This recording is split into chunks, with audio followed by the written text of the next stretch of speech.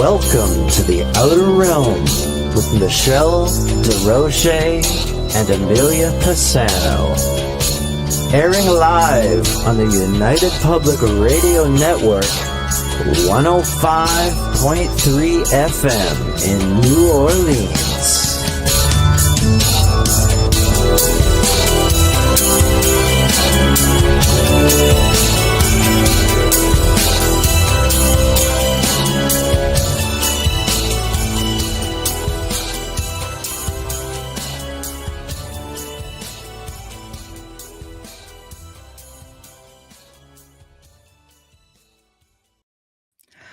Good evening, everyone. Welcome to the Thursday night segment of The Outer Realm.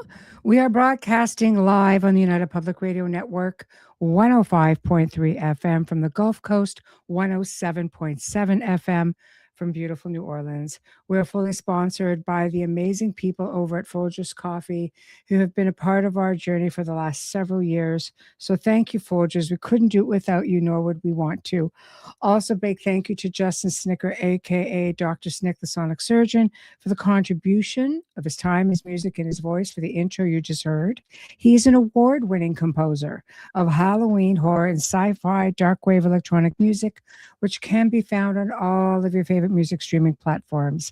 Also, huge thanks to Steve McGinnis, the artist behind our logos here at the show. Check him out on Facebook and Instagram. Also specializes in the horror and Halloween genre, but does amazing commission pieces of any sort. So tonight, you guys will, see her in the chat room. She comes in and supports us, and she, just really promotes the heck out of us. And she's just awesome. And I've really been looking forward to this because she's just lovely. How many times you hear me say that? It's just lovely. I like it. And I don't say it often enough, but she really is. And I'm just truly honored that she has agreed to come and share her story with us. So Poly Rottermann is an ET experiencer, and she's had a journey of various encounters, including beings like the Mantis.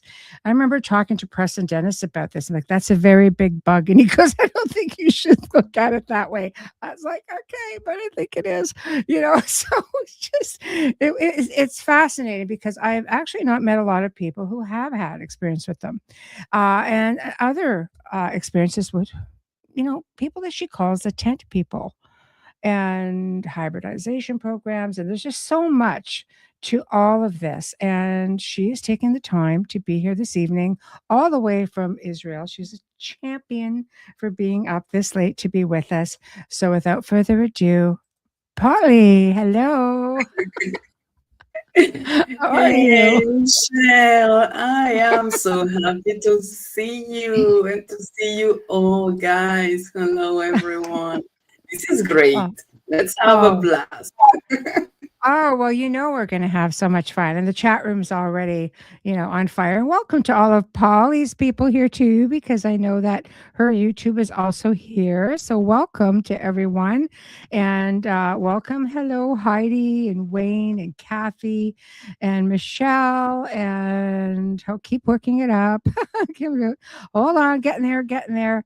And we've got Matthew, we've got Kathy, we've got Kevin, and we've got all these new handles now are throwing me off because they're not everybody's names anymore. I'm just kind of reading through these handles going, do I know you?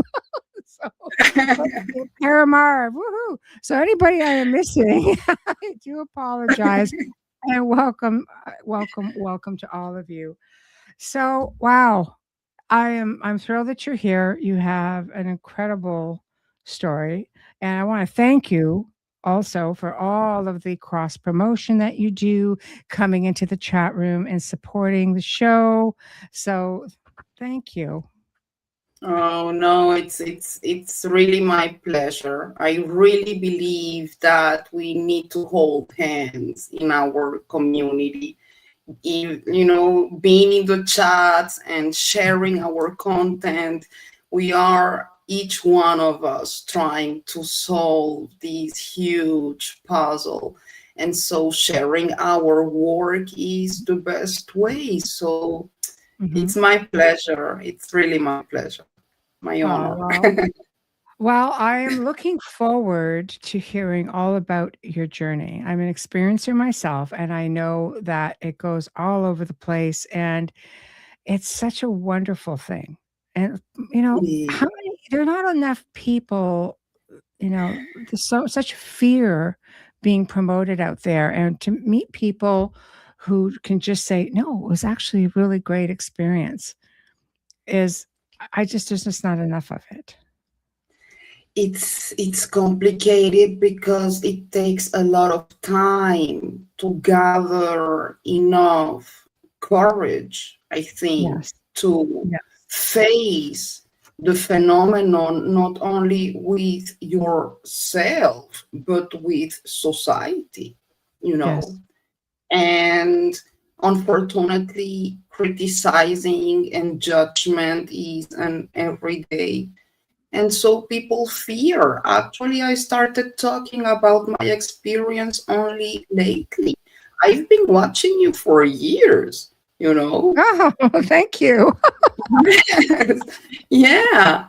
But Wow. only lately I started, like, being more in the front, because either we do something or we just go to sleep, and I cannot, because I am a journalist by myself. So Mhm. searching and researching is part of my story. Everything Mhm. started actually when I was a little child. I think I had um like this huge, I am a very empath Mhm. person. I feel deeply Mhm. everything, energies, people. People don't need to talk. I just read their body languages and faces, and I can feel if it's pain or, and so Mhm. I get, sleeping for me was always an issue. I was always feeling things touching my legs, and I couldn't understand why. Like, and I could not explain or ask my parents. There was this time that I remember I woke up, I was sleeping, and Mhm. something during my sleep told me, like, you need to wake up, you need to wake up. And when I woke up, I saw my sister sleeping on her bed in front of me, but next to her there was a huge tarantula, the size of a beetle car, trying to grab her and take her. Oh and my and goodness. yeah, and I guess that was the first time I Mhm. felt was what was like this feeling of being paralyzed, and you cannot move or scream, and it makes it worse because you are like trying, your brain is trying to understand Mhm. whatever you are looking at, and I'm pinching myself, like I am awake, my sister is in front of me, and Mhm. suddenly everything stops and disappears. I Mhm. didn't talk about this experience because, I remember I wanted to scream, like, Dad, come, but I could Mhm. not. And what could I say to my parents? Now, my parents, my father was a pediatrician, rest in peace, and my mother is a nurse. And we had a huge library in the third floor of our place, full of medical books. Mhm. And for some reason, I was always very interested in medicine. So I remember myself coming back from school, picking one of those books, and always sitting and trying to understand what I was seeing, all the lungs and the heart, like understanding our body from the inside out was so Mhm. amazing for me. Mhm. There was this day when I was 7 years old. I came back from school. I picked one of those books, and when I opened it, I saw a black and white picture with what looked like a triangle with three lights, three white lights in each corner. Now, I was 7 years old. I was born in Bogota, Colombia, year 76. Never seen something like that before. I was trying to understand the picture on the book, but suddenly it's like, as well as it happened with the spider, everything around me stopped. It's like time stopped. And I lost time there. I don't know how much time I lost there, but the feeling is that I cannot hear anymore, not my grandmother, not my sisters, not the birds, nothing. Everything goes quiet and paralyzed around me. And I remember standing with the book, like paralyzed, because I am seeing while feeling this petrifying sensation again. I am seeing these green numbers running through my brain. It was like a download when you see a computer running numbers. Those were series of zeros, ones, threes, and fives. And these green numbers were just like a computer. Now, we didn't have internet or computers back then.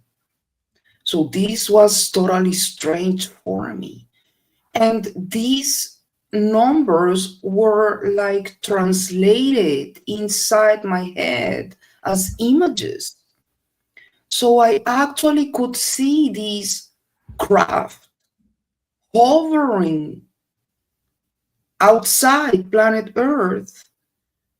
And I guess that's the first time I got kind of my first telepathic message. Well, people ask, how does it feel? It's not like a voice inside your head. It's like a feeling, it's like something was telling me, this is not the technology you know. This is a different kind of plane. We don't live on planet Earth, but we come here to visit you. And I'm seeing the numbers and I am petrified. And and after the message, everything stops. It's like reality comes back. And I'm starting hearing again the birds and my grandmother and my sisters. And I take a deep breath and I said, like, oh my God, like, what did just happen?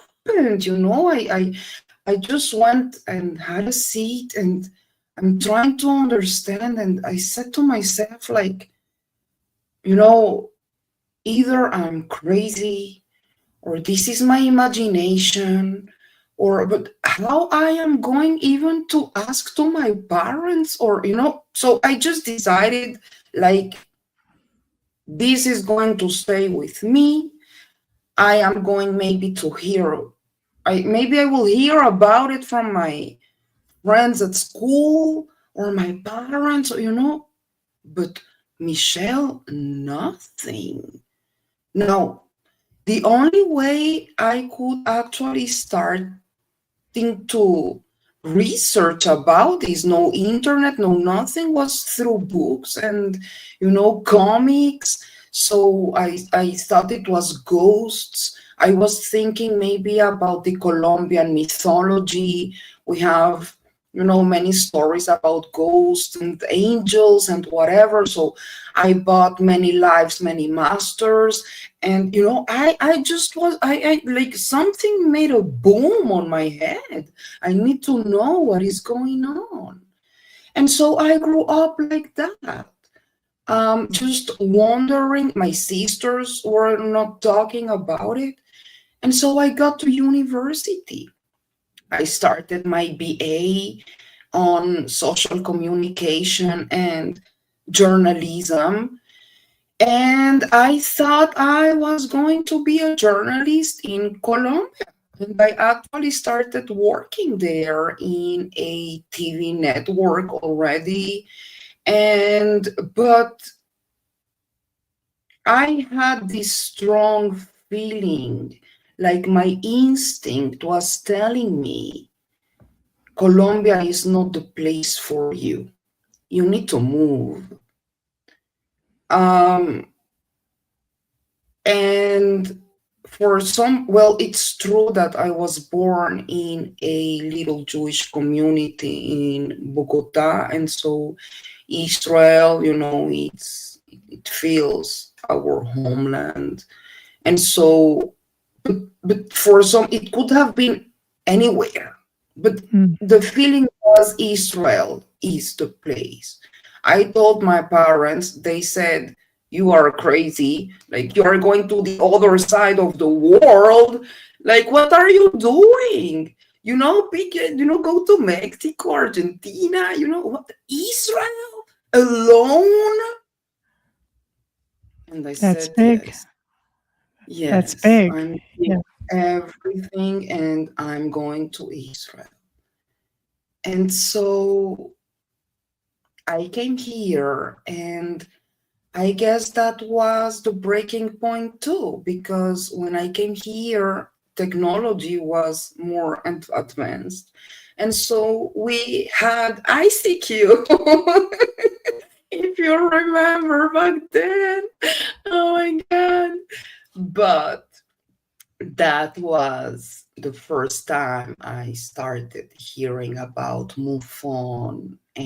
and other experiencers and institutes and podcasters. And I said, like, oh my God, like, I am not alone. And first of all, I am not crazy. Like, this phenomenon exists, you know. And so I started researching. Unfortunately, I could not work here as a journalist because the laws of journalism are totally different. So I just decided that I'm going to take my journalism in order to fully research about everything, everyone, every single incident, every single everything. Because, my experience when I was 7 years old was really my awakening moment. And from that second on, from that download, this issue is with me 24/7. I cannot leave. I'm on the bus. Every time I have 5 minutes, and I am searching for information. Like, the responsibility is huge. And the process has been beautiful. I remember even before I came to Israel, talking with my mother, when these series like V and Star Trek started coming from the States to Colombia. Well, for me, it was like so logical. I was looking at those reptilians and telling my mom, like, "Mom, that's them, we are not alone."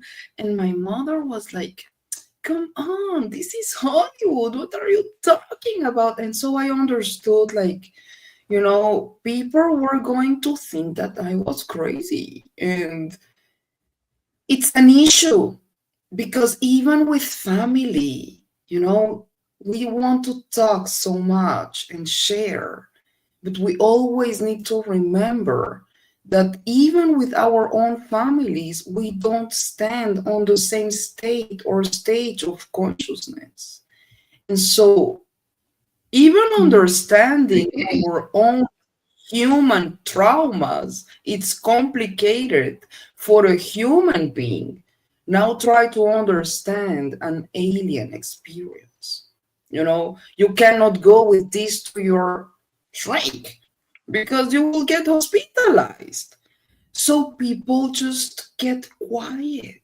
And that's why we are fighting here with what you are doing and with what I am doing, giving other experiencers also the voice to talk, the courage, you know.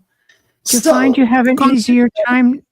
Sorry, do you find you have an easier time of it now, Polly? Because I think we are in a world where people are a little more accepting of it. I mean, going back into the 70s and 80s, and my parents like, we just don't talk about things like that. And I'm like, why not? Right? yes, it's true. It's true. And I guess it's also because we are talking more and we are seeing also this more in the news. And when we see the hearings, for example, well, the hearings are not made for us because we know us, meaning the alien community, let's say. But when an skeptic is looking at those hearings and all the information now with the age of disclosure movie, well, people need to understand that the alien news, when you watch the news, you need to be updated about the politics and economical and social, everything, and the alien situation, because this is not science fiction anymore. We are trying to pass laws about it, you know. So we are growing consciousness with these. Hmm. And it makes it even better for us to talk with our own families. My mother, which back then was telling me this is science fiction, now she is in my Facebook group and she's totally updated about Three Eye Atlas. And she's asking what's going on. And and she's hearing now my story and she understands better. And my sisters too. But it takes time and patience. And we need to know that we cannot come like a bomb and just open, it's step by step. And Mm. the message flows. And you know what?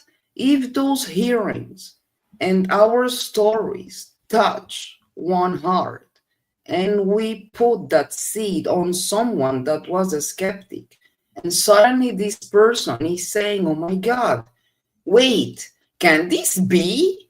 Well, our job is done, you know? That's true. Right?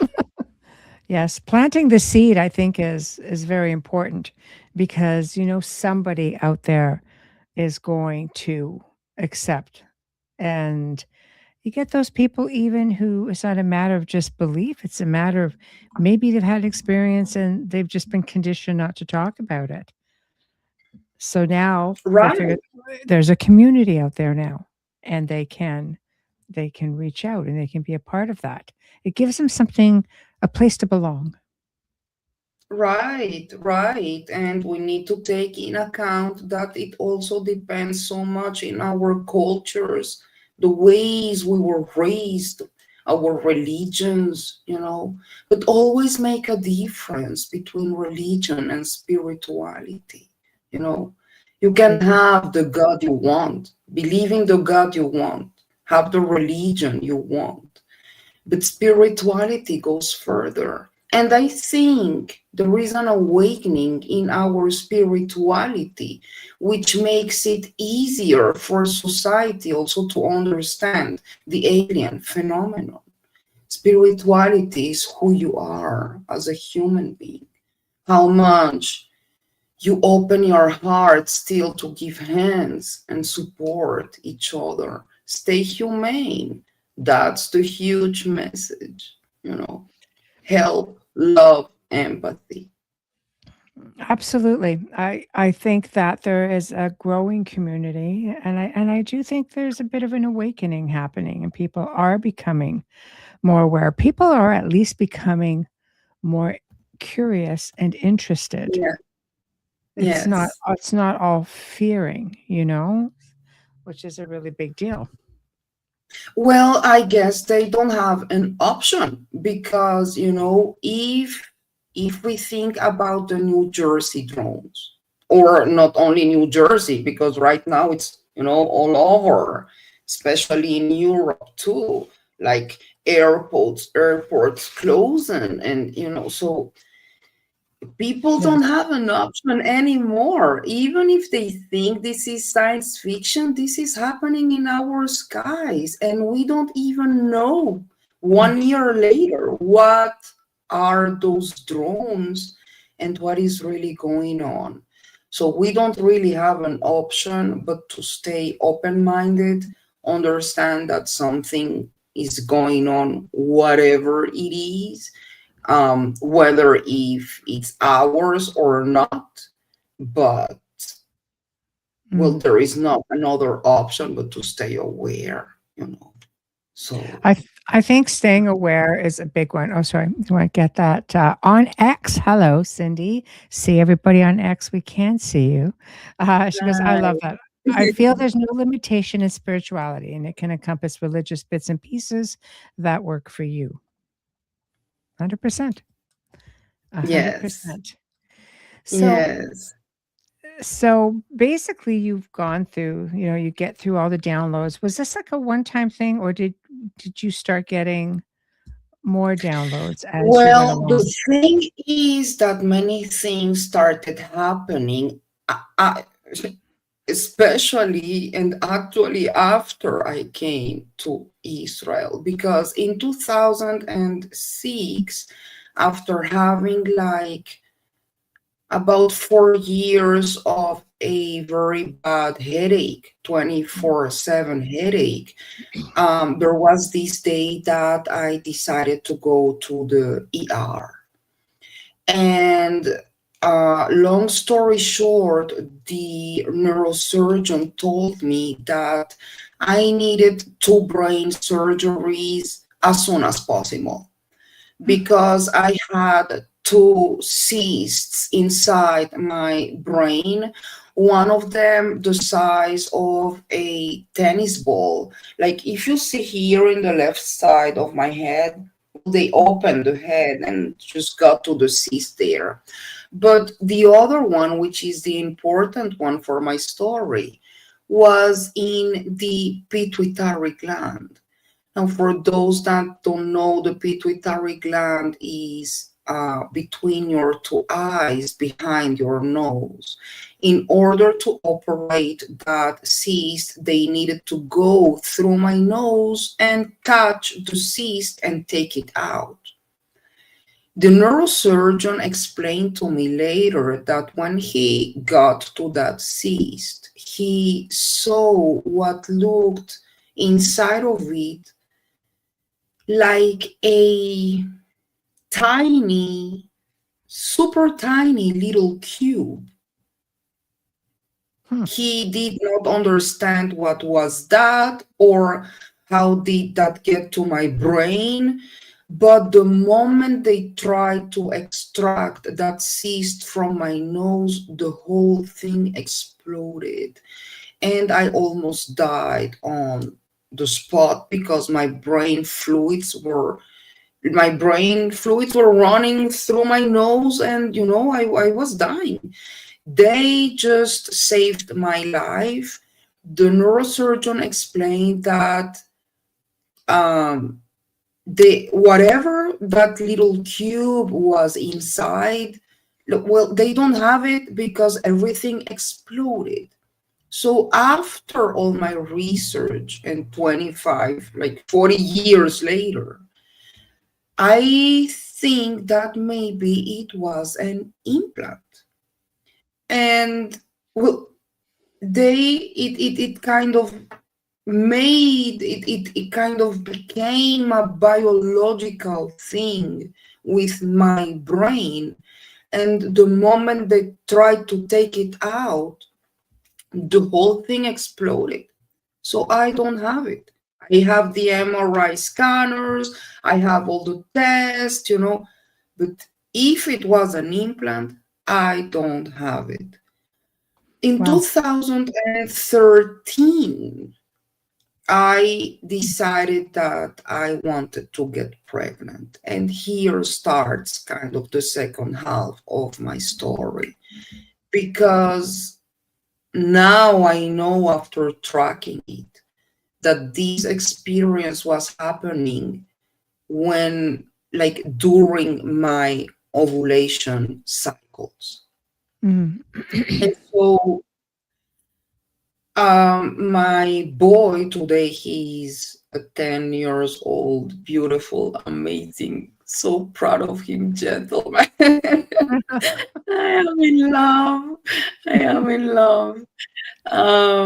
He was brought by, I used a sperm donor, and well, all the tests look great, but I could not get pregnant. And so I got even into an IVF procedure. But what was starting happening is that when I was going to sleep during my ovulation cycles, um, I guess I was getting into this kind of state where, again, and I don't know if the paralyzation thing is kind of a frequency that they use in order to contact you, because this is the difference in my story. With, there are stories where people just see the craft and the alien and everything. In my case, it happens when I go to sleep. And so again, I get paralyzed. Like when I saw the craft and the book, when I had the download, and the feeling is that I suddenly, it's like I'm vacuumed to another place. And I sent you the pictures and the AI Yes. about it. Yes. So Oh, I feel like vacuumed to this soil. I land in something that looks like a Martian soil, red sand, like Australian red sands. Here in Israel, it looks very much like the Dead Sea area mountains. It's like red mountains with a very rocky situation. And I feel like lost. I just went to sleep. So I don't understand how on earth I just landed here. I feel mm, lost. I am conscious about the situation. So I start walking and wondering, what am I doing here? How did I get here? mhm, And suddenly I see far away, coming towards me, a little figure. This figure, well, it looks like hovering towards me. And when it gets pretty near from me, I understand that this is a little child. This is a boy. It looks like a 5, 6 years old boy, humanoid, the hair, the nose, everything very humanoid. But when you look into his eyes, he's got these black, huge, almond gray eyes. And so, beautiful. The shock is not only the eyes, but what is this little child doing in the middle of the desert? Now, I need to say that the feeling was immediately kind of a motherhood feeling. I suddenly felt like this child is mine, and I Mm, need to do everything in order to take care of him. It was very strange because mm, I was not a mother then, you know, yes. but I Yeah. felt like this boy is mine. And so he raises his hand I take his hand and I feel really stressed, but through his touch and kind of again this telepathy feeling of communication, he kind of calms me down and he tells me everything is okay. You don't have nothing to be scared. And he just takes me. We start walking. And suddenly we get into this place where I suddenly see a tent in the middle of nowhere. A simple, no matter tent, like a biblical tent, a Jesus tent, in the middle of. But I said, oh my God, maybe his family is here and we have shelter and maybe water. I was thinking like in earthling terms, I need Yes. water, shelter, food. So we get into just next to the tent, and he opens the tent, and I guess, Michelle, that is the shock of my life, because when we get inside, again, reality changes, and this is not a tent. This is a huge craft. This is a round craft. I could see 2 floors. The second floor is full of black smoked windows all around. It looks like a round craft. It's so big I cannot see the end of it. It feels like I'm just in a kind of a compound of a huge thing. In the first floor, there is like a bright light, white, coming from the ceiling. And suddenly I could hear in my left side a voice. There is an entity sitting in the left side, like kind of on a cube structure. And this entity talked with me for the first time. And the message is, we are glad you are here because you are the only one that can help us and save us right now. Hmm. And feeling already lost, I remember I looked into this entity and I said, like what? Like, what is going on? How did I get here? And this was a desert, and not like, who are you guys? Yeah. I was losing it. I was really losing it. But the guy, the little boy that picked me up in the desert, took my hand again and again. Through his touch, he calmed me down. And when he raised his other hand, I finally could see the whole place, like the whole room. This place looks sterile, clean, simple, designed, so clean that I don't know how you clean something like that. There are no switches, no cables, and the whole floor is full of beds. Hmm. In each one of those beds, I could see a woman.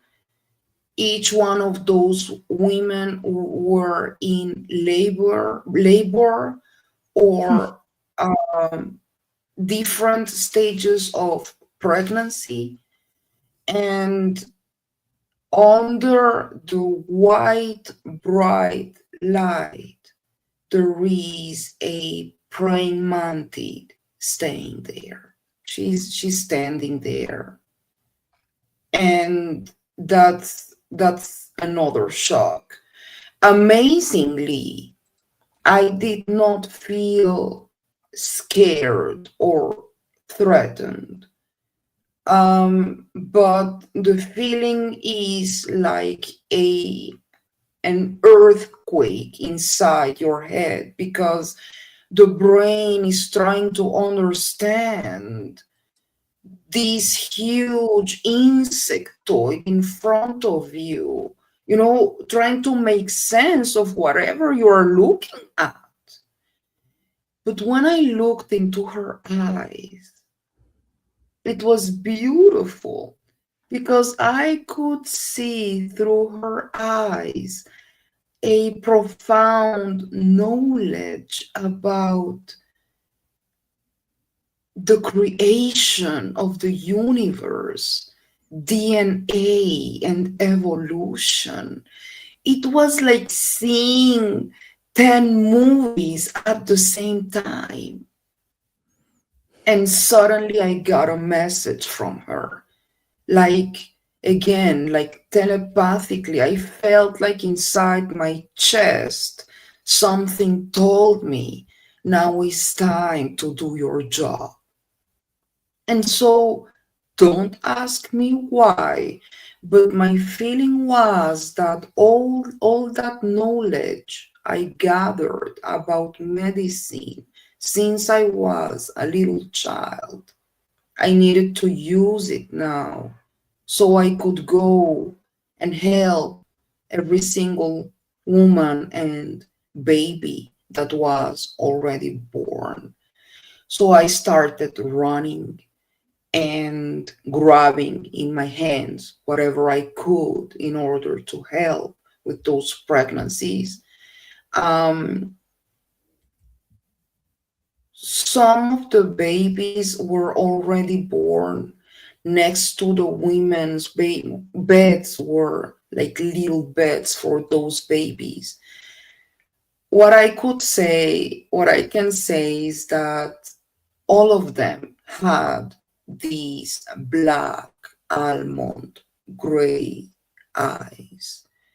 Um, the women, my feeling now that I think about it is that they were conscious about the fact that they were in labor, but it's kind of they can play with our realities even on the same time.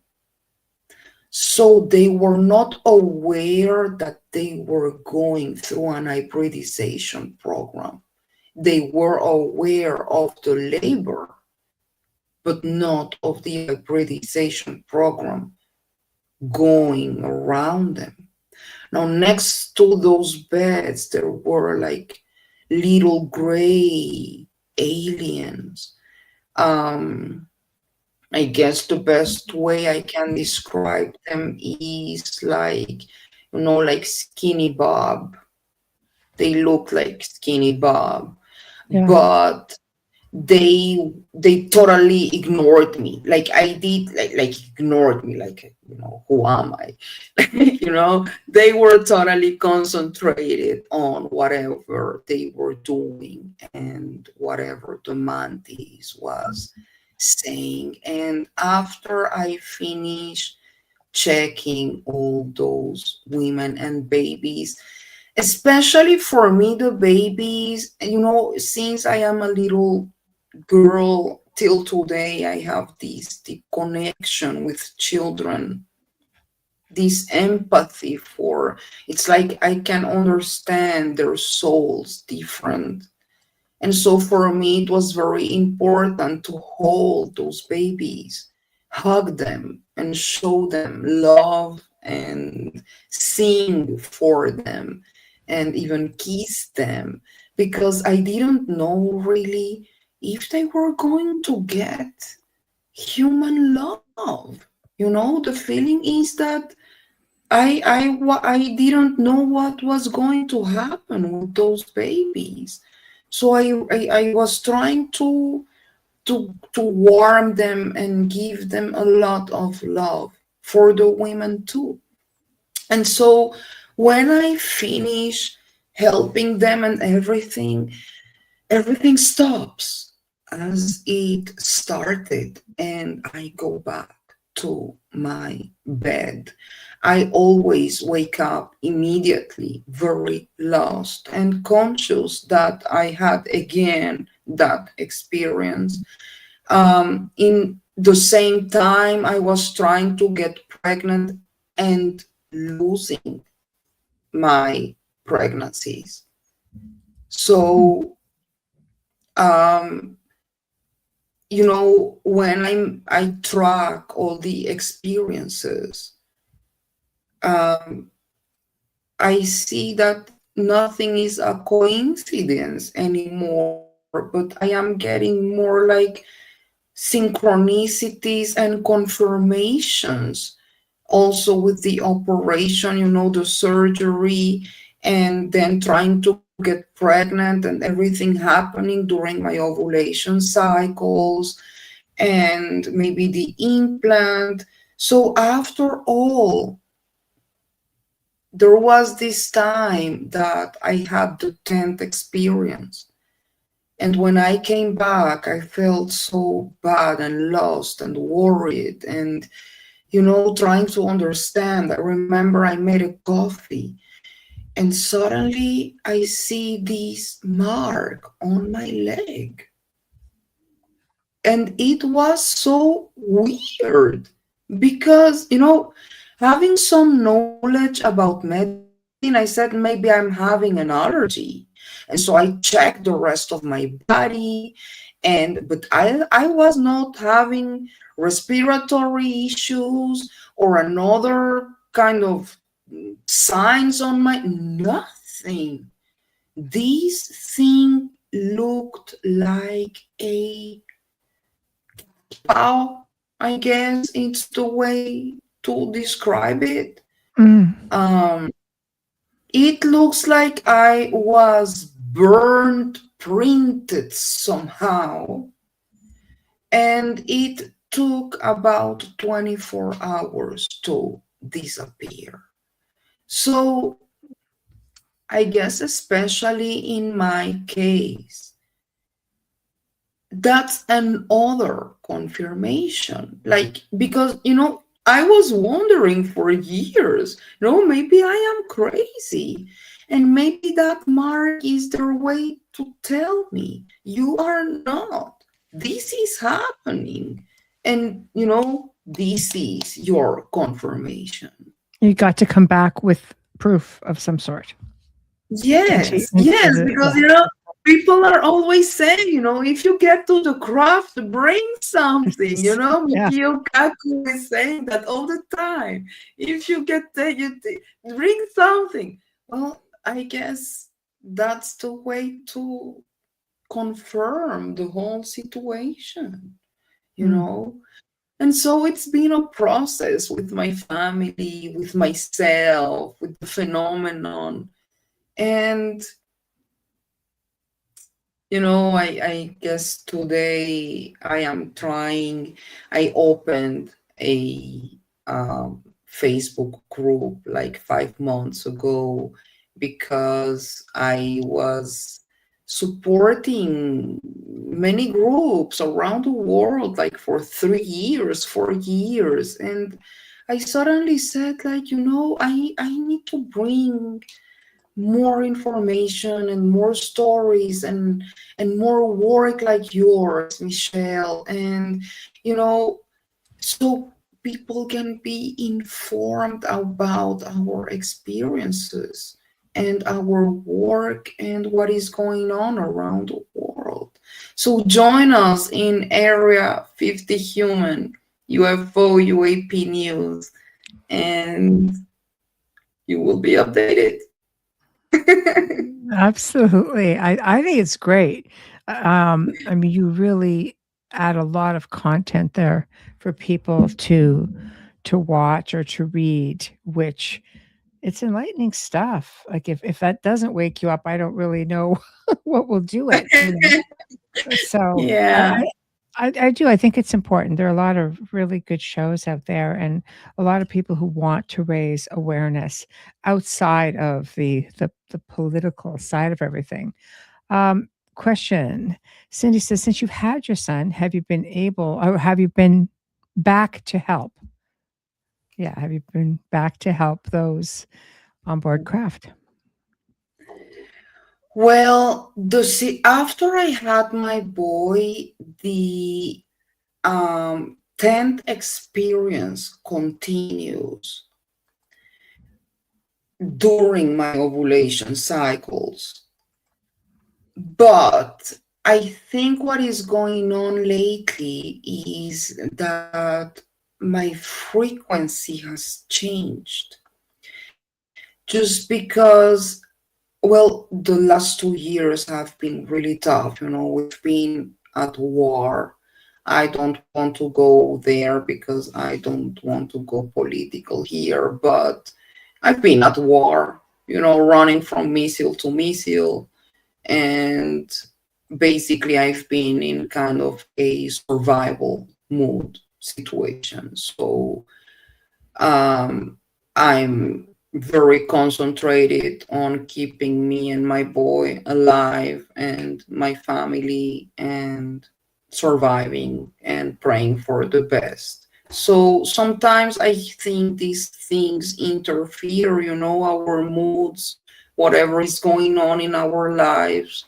Sometimes we are so worried about whatever is going on that it makes it more difficult to connect with our souls and our, within ourselves. And so the contact is more difficult. That's my feeling. But what I can say is that the sightings don't stop.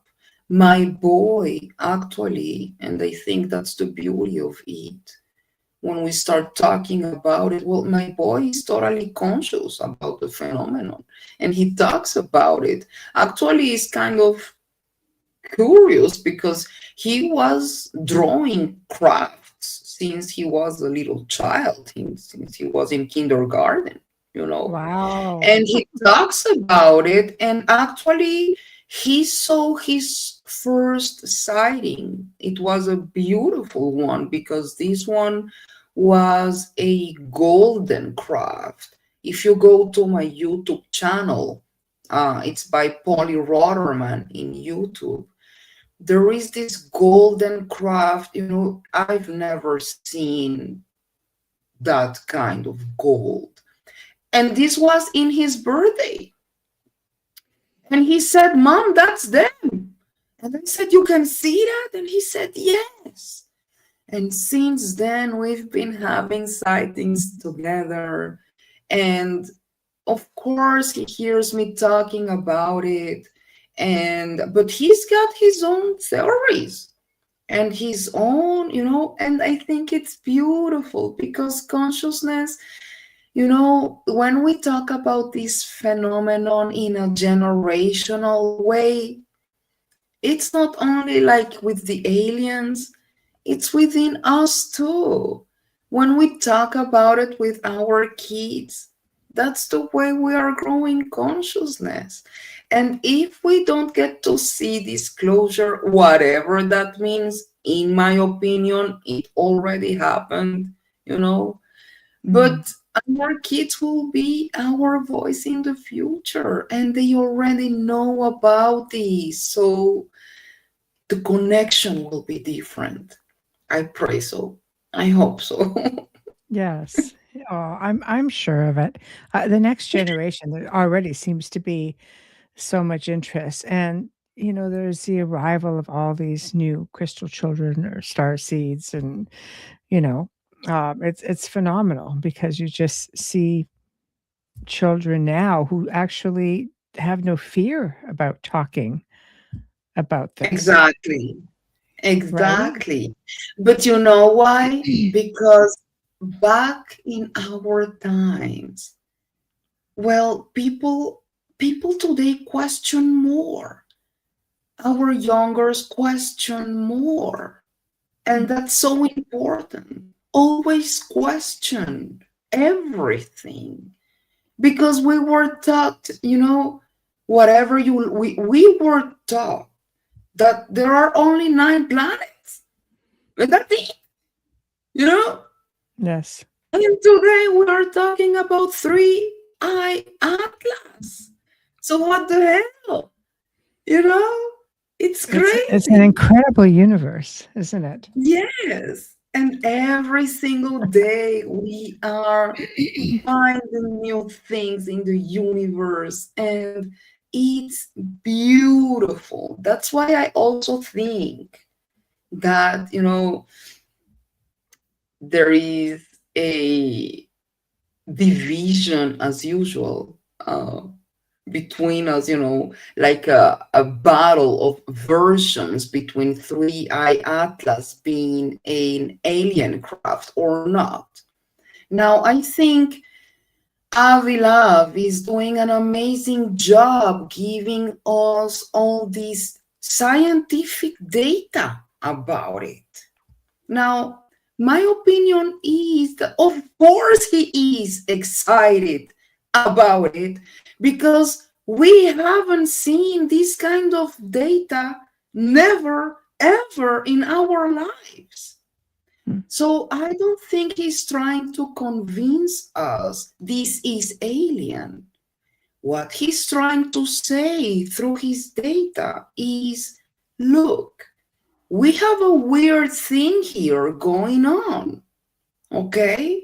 So we should pay attention and actually think about the implications for humankind, because Three-Eye Atlas is not going to be the last object around our solar system. And we don't know if there will be a Three-Eye Atlas one day, like pointing towards Earth. So instead of laughing about it, let's take the scientific data seriously and think as a humankind what we need to do. How do we need to prepare in case of? Did you think about it? Because I need to think about it every day. I have been at war. This is a survival mode when I need to think about water, food, my boy, missiles. Well, it's the same thing. What are you going to do if the next object is coming to Earth? So I guess that's the alien message too. My feeling is that we need to go back to the beauty of who we are as humans, our feelings, you know, we are different, and that's the beauty of us, but it should not make a division from us, which means stay humane, give hands, support each other, love each other. Doesn't matter if the color of your skin, or if you're a Democrat, or your religion, or what, it doesn't matter. That is where spirituality is so important. Who are you as a human being? It doesn't matter your background, That's the message. And it's not so complicated. Love each other. It's not so hard. They are not asking for too much, So when you're thinking like about all the fear mongering that's going on, all of these messages out there where you should be fearful, and some people, their experiences are not as enlightening as many of them are. So Yes. how do you reach those people? Well, we need to understand that because each one of us is a different world. We all have been in different families with different religions, different values. We all feel our experiences different, and the traumas are different. That's why we should not judge, because the way I react to something is not the same way someone else will react to that same experience.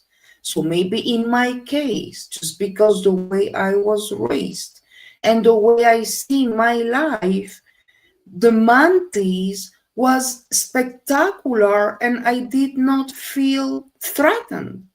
But maybe someone else just spit in his pants, you know? And it's legitimate. And that's why I see every single one of our experiences as unique. And the fact that I felt the praying mantis as a beautiful, loving, comforting entity doesn't mean that my experience is the law. No one is an expert. We are all in different stages of consciousness and knowledge. But till the aliens don't sit here with us on the table, no one is an expert. And so we should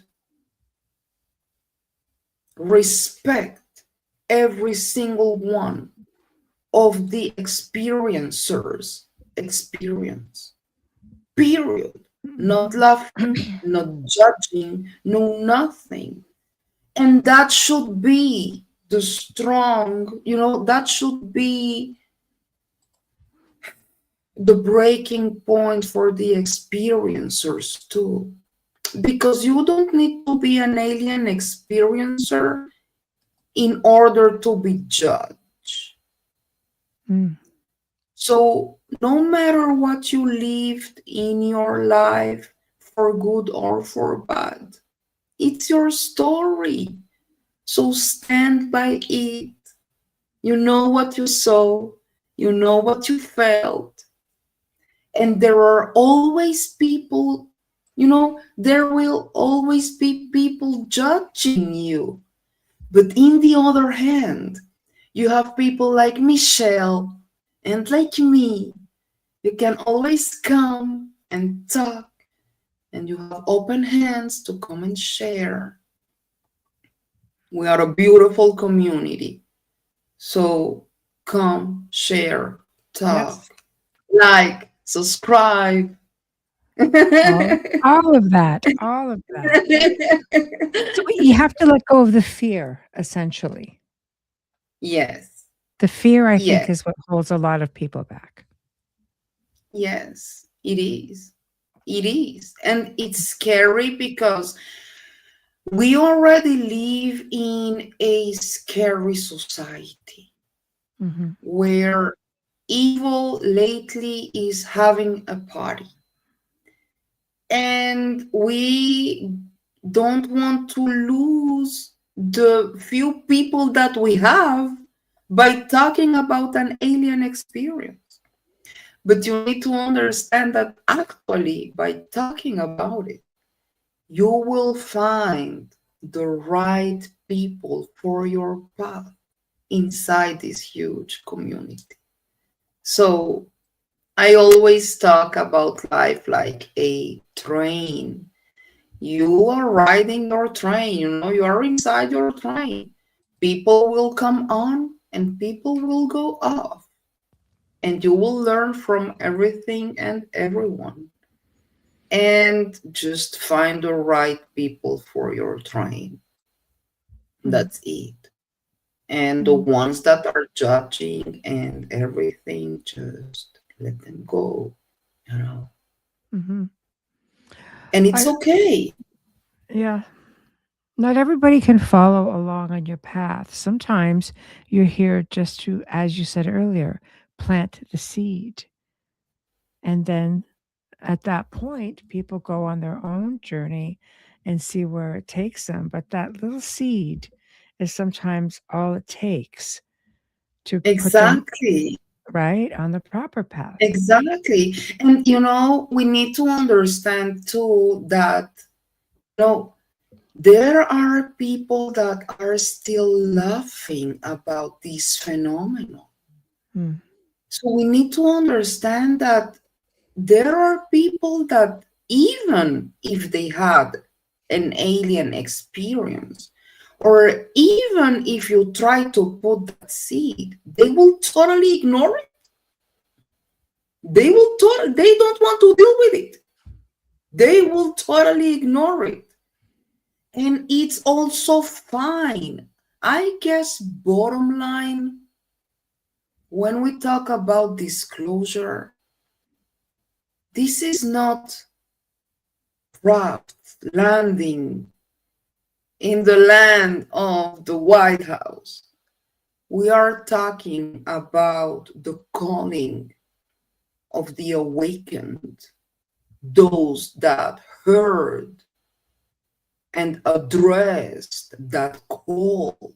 Like when I was 7 years old and I had that download, and I decided not to ignore it, but to research and find myself inside my own story.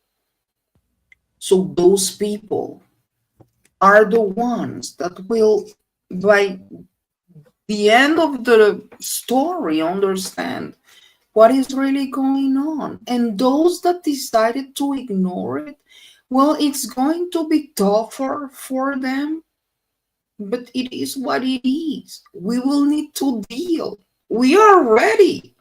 We are ready to do it. We are Mm. just, the government as usual is trying to holding us back. But they cannot hide this anymore. We know this is over. We are in the Congress. Disclosure happened. And we don't need the craft standing, because disclosure is inside each one of us. We are disclosure. And the more we talk and share our experiences, we build this puzzle. We are the little puzzles, the little pieces. So we will build the big puzzle. This is an ancient thing, and I think it's been within us for generations and lifetimes. I mean, this is here long before we ourselves are here. I think for some of us, Yeah, it's very instinctual to gravitate towards, our beings and friends from the stars, as so many of the, indigenous people have said. They're incredible stories of these connections that go back hundreds, not thousands, and hundreds of thousands of years. So, exactly. right, this is like going home. Exactly. And I always wonder, why did we lose that beautiful connection that we had as Native Americans? Me, myself, I have Native American genes. I come from a tribe that is in the north of Colombia, in the limit of Venezuela. It's called the Wayu tribe. Mm. And when you see all their handworks, it's everything related to the stars. Their knowledge and their connection was so profound. And I ask myself, why did we lose it? Well, maybe because we lost our spirituality, converting it into religion, which is human control. And Conditioning. yeah, exactly, that is where we lost it. When our spirituality was imposed by religion. See? Mm. And so that's why we need to go back to our seeds and the connection to the universe. Mm. Go back to basics. Um, Wayne says you have to be good in your own skin. We all learn at different levels and in different ways. Not everyone around you will understand you or your experiences at the moment, but they may get it one day. Yes, they do. Sometimes they don't, but you know what? If your most important people get it and somehow support you, the job is done. You know, it doesn't matter. The most important is the family. And so when it takes time, but they will get it. You know, we are not crazy. We are normal people just having a different experience just because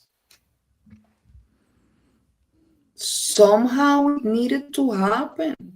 I think we all have the possibility to be awakened. It's kind of in our genes. And it depends on a specific situations and even on your state of mind. And, you know, again, it depends on so many things. Where you stand with yourself, so many things. But we can all make it. Do you feel that's why so many of us feel, and this comes to mind because Wayne said, because I never felt like it belonged on this planet in this specific time. It seems very foreign to me. And many of us feel like we're either sleepwalking or that we have this void, you know, that just sort of looms over us. Is it because we're really not, were we not from here, or because we've been experiencers? You know, we travel while we sleep, clearly, because you do it with you know, great conviction. I know I travel when I sleep. I just wake up sometimes going, God, I feel exhausted. I must have worked hard. But there's always that feeling for so many people, a sense of not belonging right in this physical place. Yes, it is. And it's so weird because, you know, I remember myself being a little child and always looking into the sky and telling myself, like, you know, it's like a call. It's like the feeling that there is something else there, you know. And so, unfortunately, I think it's not only life and how much we are trying to survive in this world, but also technology is affecting us so much. We are connecting less and less with our inner selves. So much, you know, with the cell phone, with the phones and computers and artificial frequencies and such. Exactly. And, you know, AI in general is driving me crazy. Well, it's making my work harder because for me now, trying to understand if I'm seeing a real craft or not is a huge issue, you know. But people following the AI computer like is God. Like, I don't understand it. I'm always wondering, like, do you know where that information comes from? Because someone is putting that information for the public to go straight to chat GPT and get it immediately. But who is giving that information? And how much are you asking questions about the answer that you got? You know, so just like, people are going like blind, and I hate that. It's dangerous. It's very dangerous because we are not thinking by ourselves anymore. We are letting a computer thinking for us. So people aren't doing proper research anymore. They're letting, you know, taking the AI version, and unfortunately, you have to remember, it's still learning. It's in the learning stages from a human being. And that's just not always correct, because they tend to take bits and pieces of information, from everywhere. I still, when possible, love Exactly. to grab a book and, and actually read it. So, Well, no, it's crazy, but it's crazy to the point where, I remember coming back from school, and when you needed to do the homework with encyclopedias and, rewriting from the books, everything, and, my boy came back from school a few days ago, and he said, "Oh, mom, I have a Torah assignment that I need to do." I said, "Okay, so where is the Torah? Where is the book?" And he said, "It's at school. I forgot." So you cannot. It's fine. We will just, Chat GPT will. They use it like. So I'm telling him all the time, don't lose the instinct for research. Don't stay with the Chat GPT and that's it. Please, please. I'm begging you. This is yes. awful. Yes. Well, they're making, I think, AI, you can get like chat apps for even people who are grieving, so they can recreate their loved one and just put all Well, of this into it, dating and grieving and just well, it's not companionship. It's only scary. that, there Yeah, are people it's that scary. literally have taken their lives, like following the Chat GPT instructions. Hmm. So come on, we need to stay objective, concentrate, research, always question, Hmm. and be Yeah. careful, really careful. Hmm. Wayne says something interesting too, because one of the platforms that we are airing on, because we are on 8 different types of platforms tonight, but it actually has ads for AI girlfriends and boyfriends here, of all Oh. places, right? Well, that's sort of like, wow. So it's covering all the bases, I think. Yeah, So yeah, everything is eh, covered. yes, taking over. Generations don't want to do the research. They prefer the easy route. It's true. It's like cheat notes back in high school, way back in the day. You could buy these little books. They were like cheat notes.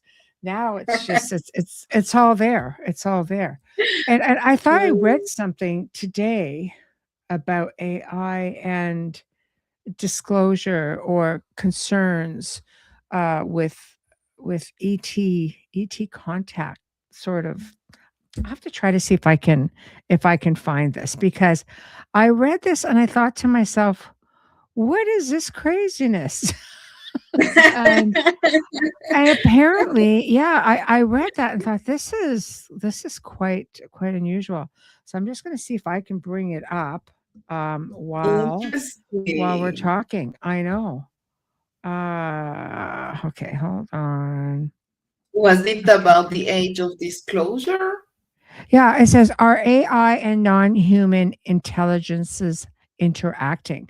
And this is from Stephen Bissett, State of the World, so Paradigm Research, and this is one of the Oh, articles. yes. And it says the State of the World Forum explores mounting evidence that AI, essentially a non-human intelligence, may already be interacting beyond human oversight. Right, What? Wow. So, right. right? So I that's saw that something. article and it's so interesting, as well as the question, if AI wasn't made by aliens too. So, Mhm. oh my God, it's crazy. What do you Mm. think? Well, it just says right here, a planetary gathering, unlike any in history, will convene December 14th to the 17th. One of the major topics will most likely be AI and non-human intelligence interacting outside and beyond human awareness and involvement. So it's taking in the impact of AI on our world as a staggering proposition, grappling with the reality of technology, advanced NHIs, interacting changes with AI, and looking at humanity's role on Earth and the universe. So it looks like AI was a bit of a concern on a larger scale, which could maybe Well, it affect some has kind to of be. disclosure. I It don't know. has to be. It has to be a concern Do you want me to because, just you want me to forward this email to you? It's like, while I'm on yes, it? please. No, because Okay. please do, because I don't know if I will find it. I Okay, I just sent it remember. to you. Yeah. Awesome. I remember I read the article and I was saying, like, wait, I did not think about it. Mhm. Like, could there be like an alien AI situation going through humans? Like, what? You know, I know, it takes it's a time to thing. digest. Yes, it is, it's a thing. I mean, obviously, there's some kind of a concern. We get to that point where we're human beings, we're trying to, we have our own levels of communication. But if you have this artificial intelligence, for example, can you imagine if that's what non-human intelligences are starting to interact with because of the level of information, for example, that they may have? Well, it's not I know. the control, Mm, you know, yes. the information, the control on people. Well, you don't know if it's for good or for bad. The fact that it's maybe alien related, well, you don't know, because I personally don't believe all the alien species are like, as Yeah. humans. There are good Mm. humans, are bad humans. Well, Same I same guess applies. Yeah. Yes. exactly. And it's not even because they are bad species. It's Mm. because that's the way they are. It's like you cannot ask from a spider to behave like a dog, right? Exactly. No, that's So true. That's true. Maybe we're like food. So, maybe they just look yeah, at us well, differently. we Yeah. think about it in Mm, human terms mhm. because we feel and everything like humans, but Yes. maybe they just behave as they behave. Mhm. How It's can we well, it's judge? well, it's their nature as well. We can't necessarily expect to change that because it doesn't suit our narrative or it's outside of our Exactly. comfort level. There are people Exactly. who have all kinds of different experiences, and like I was saying earlier, some people have great experiences, other people maybe misinterpret their experiences or because they're just scared, and there are those who have really bad experiences. So I guess it depends Yes. on who you are connecting with. Yes. Yes. And I guess what's important here is, even if it was a bad experience, always look for help. Talk. Don't stay with that. It's traumatic, and we Mm, cannot deny the post-trauma effects about these too, and it's legitimate. So please try to find the right people that you can also talk about this, because again, you cannot go to every shrink. You need someone that you can go and talk openly about what happened. And not it's AI. and not that no, Not AI. exactly. No. Exactly. And now that we were talking about it, it's Yeah. like, because we don't know the other species, thinking that they could be working with AI, not knowing from where this AI is coming. I don't know that combination if it's good for us. See, if the aliens that are using the AI, let's say, are not benevolent, and AI feels bigger than us, it's everywhere, it's controlling everywhere. Our information, our thoughts, our media, our data, everything. So again, what are the implications for humankind here? Those are the Valid. real questions. Valid concerns. Absolutely. Um, I mean, reaching out to your family, of course, is always, the best option if you have it, because they may be critical or they may try to be understanding. I found later in life, before my mother passed, I was able to say to her, okay, this is my thoughts on, because I was just like you. I just love to look at the stars. I knew I had experiences of some sort. And, you know, she basically gave me all kinds of information about, like her parents and grandparents. And I'm just like, Really? why is it when I tried to bring this up when I was like 15, you absolutely wanted no conversation? Oh But my now it's like, God. yeah, now it's this influx. There was this influx of information to which I have a lot of gratitude. And my father always told me stories. So I knew it was from both sides. And it felt, it was such a sense of relief to finally, Yeah. right, be given this validation. Like, were you able to go to your family like later, like as an adult, and say, look, if this was a thing, what are your thoughts? Or is that still like a taboo conversation? No, on the contrary, my family right now is very open about it. They are following and supporting and watching all the process. Um, well, again, just because we are not all in the same state of consciousness, I cannot openly talk about everything, but let's say that they are more comprehensive and open about the phenomenon. And actually my mother told me, can you please find the age of disclosure in Spanish? And I said, oh my God, of course. Wow. Like, yeah, that's huge. That's Mhm, huge. mhm. So we can make that change. It's a matter of patience, it's a matter of quantity, just step by step. I have to say about that film, so many people waited for it. And Dr. Stephen Greer has been completely anti film. I know. He feels it's giving a bad message that, Yeah. again, making people fearful where they may not need to be fearful. So, what are your thoughts on that?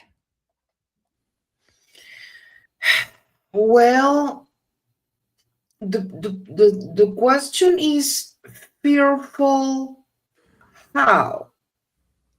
You know, The wrong impression, because, because well, so many people, he believes, I think he's had pretty good experiences. the thing is that, in my opinion, we need to make here a big difference between fear and being prepared for whatever can come. You know, it's like when I had to do like, you are going to have a surgery in your heart, right? You rather know what is going to happen. If you are going to be open, if they are going to take the heart, if you rather know, so you can be prepared. So it doesn't mean you need to fear. It just means you need to take all the precautions just in case. something happens. That's all. Mhm. You know, Agreed. so Agreed. the thing is that people that are not in our state of consciousness, when they see the movie The Age of Disclosure, either they can take it as a joke, or they can take it as something that, the alien invasion. And we know that the government, that's their thing. The alien invasion that's their thing. We know it. We know it. So we are not eating that bullshit anymore. Again, that's not for us. It's for the ones that are like kind of getting the situation right now. So we need to make a huge difference between fear and being prepared. Mm. I think Those that's a are big two. one. Yes. Do Yeah. your own research as well. I would love to see a film like that come out with experiencers, you Oh know. my God, that's my dream. We need an experiencers hearing. That's what we need. You know, Mm. all of Mhm. us there, like, Yeah, and I wonder how really, that would go. I oh wonder my how that would God, go. no, they will pull their heads. They are not ready. They are so not ready. Mhm. Or maybe they just don't want to be ready, because they know we know. So they don't want to be ready. They don't want us there, but we will make it. I think for experiencers and, contactees, we already know. It's like you say, we are the disclosure. So why do you feel it's so important? Coming, I'll ask from because I mean, Stephen Bassett's been on many times because this is why, and he's up there in Congress, and but from one experiencer to another, why is it important to have disclosure, or is it really? Well, I think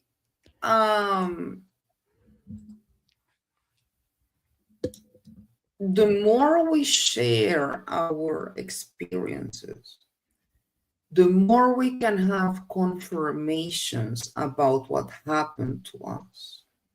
Mm, And so we have a deeper understanding about our own selves and how we were created, and our past and our history. So you were asking about my family, if they talked about it. They mm. didn't. I don't they didn't. I am the only one in my family talking about this, but I am sure I am not the only one that had these experiences That was in going my to be my family. next question. Yeah. Yes, I'm sure I'm not the only one. And there you go, that my boy is drawing crafts even before he heard me talking about it. You know, Mm, so this is generational somehow. And the effort comes when we go out of the wardrobe and we give our experience to the public. Because when someone hears me talking and hear, for example, about the hybridization program or the Mantis or whatever, and we can compare our experiences, it's a confirmation, you know? And those little confirmations are the ones that are telling us that we are in the right path. So agreed. it will take some more years, but talking is the key, and respecting is the key, and empathy and love is the key, and support is the key. Mm, I agree. I agree. And I think it's a great place to leave everything off. So I have all of your links because there are many in in the show description. So anybody that wants to find you can just go click on a link there. But where can people find you? And do you have any more interviews coming up? What do you tell us? Well, there is the 21st. There will be another interview coming. There are many projects. I'm working very hard now with my Facebook new group. So come and join me. Area 50 Human, UFO, UAP News, and in YouTube, Instagram, and X, you can find me by Poly Rottermann, double T, double N, and same thing, Area 50 Human, UFO, UAP News. I'll see you there. Keep sharing, liking, subscribing, and hold hands. I love that. I love it. So I will go find you on X as well. And Yeah, we're sure. airing live there tonight. We're live on X tonight, as well as Rumble Awesome. and all of these YouTube channels and Roku TV as well. So you guys can find this everywhere, and there will be a couple of hundred different places where you'll be able to find the archives after the fact. But thank you so much for coming on and hanging out with us and sharing an incredible story. And thank you to everybody who has been in chat. You guys make it that much more exciting. You really do. We have a great chat community. So we appreciate Yes. you all so much. So thank you. And thanks everybody on Polly's page as well, because you guys were awesome. So welcome. So lots coming up. For those of you guys who do follow all the shows, tomorrow I will be on Ethereal Encounters, talking about the ancient lore and forgotten history of dragons. You heard me right. So yes, absolutely. Yeah. Tuesday night, or Tuesday during the day, Tuesday afternoon, Beyond the Outer Realm, Ira Wolfnothson returns, and she's going to be talking about her book, Dominicanus, You, Your Dog in Heaven. So essentially, we're going to be talking about pets and consciousness and how it's Love it. right. I Love love it. it. Lighthearted Love for it. this month. It's wonderful. It really is. Monday night, guys, you will find me on because I am also a co-host, moderator, host on Two Real Cryptid Legends with the incredible Ron Moorhead and Daryl Denton. So they're going to have a couple Wow, of very that sounds amazing. oh, it's going to be great. They've got special guests that are going to be on, and you're not going to want to miss this one. So next Wednesday, Jason Hewlett returns to talk about his new documentary with Small Town Monsters, Sasquatch Legacy. I've seen it. It's amazing. Thursday, Elsa Dillon returns, and we're going to be talking about past lives, prophecies, oracles, so much more. It's going to be just a fun-filled week. So with all that being said, we'll see you tomorrow on Ethereal Encounters. You can catch it here on the Outer Realm YouTube page as well. And have a great weekend if I don't see you all. And thank you again, my dear Polly. I love you. Thank you. Love you very much. You are the best. Thank you. Thank you. I wish I could give Love you you virtual all. hug. Yeah, virtual hug. Yes, Good totally. night. Good night, everyone. And thank you all for tuning in to the Outer Realm.